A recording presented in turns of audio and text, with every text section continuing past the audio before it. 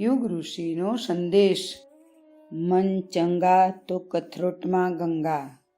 જે લોકો સ્વસ્થ તથા નિરોગી રહેવા ઈચ્છતા હોય તેમણે સમજી લેવું જોઈએ કે સ્વાસ્થ્યનું મૂળ કેન્દ્ર મન છે। કહેવત છે કે મન ચંગા તો કથરોટમાં ગંગા।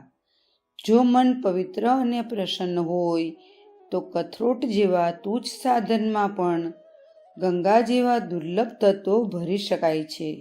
આ ફક્ત કલ્પના નથી પરંતુ સત્ય છે।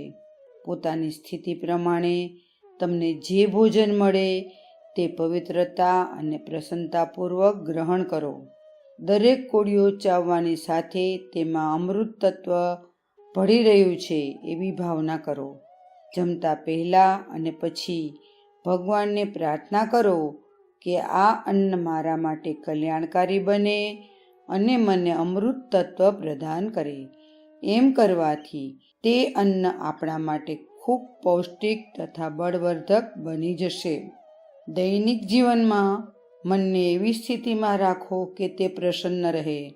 નિરાશા તથા ક્ષોભથી દૂર રહો। પોતાના કાર્યોને નિર્દોષ તથા પવિત્ર રાખો। એનાથી તમારી આંતરિક શક્તિનો નાશ નહીં થાય।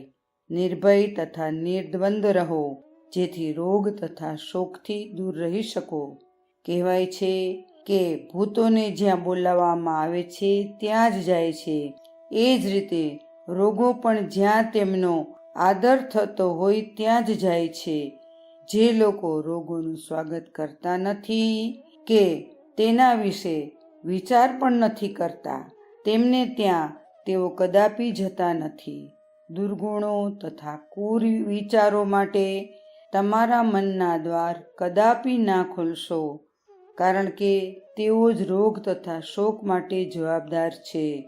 સુવિચારો જ સ્વાસ્થ્ય છે અને પ્રસન્નતા જ શક્તિ છે। જો કોઈ સ્વસ્થ રહેવા ઈચ્છતું હોય તો મનને પવિત્ર અને પ્રસન્ન રાખવું જોઈએ, કારણ કે મન ચંગા તો કથરોટમાં ગંગાવાળો સિદ્ધાંત બિલકુલ સાચો છે। અખંડ જ્યોતિ, સપ્ટેમ્બર 1941, પૃષ્ઠ 19-20, સંદર્ભ ગ્રંથ યુગ ઋષિનો સંદેશ।